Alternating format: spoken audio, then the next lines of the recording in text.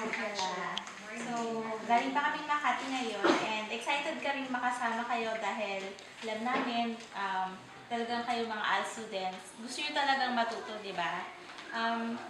Ilang beses kayo napupunta dito sa isang linggo? Isang beses lang. Tapos, saan kayo nagagaling? Pero nag-Carland lang.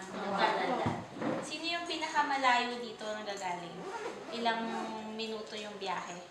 Sino yung pinakamalayo? Lahat. Ano yun? Ano yung sinasakyan yung tricycle? Isang tricycle lang. Ayan. So, diba parang gusto namin na ito pala, sinong mayroong telepono sa inyo niya? Cellphone.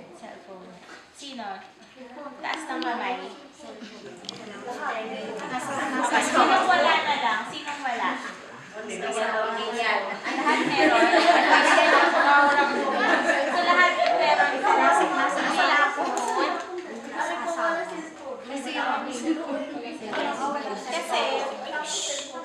meron kaming dinadevelop na bagong technology. Yung parang kung tatawag kayo sa telepono, makakinig kayo ng mga lessons ng ALS.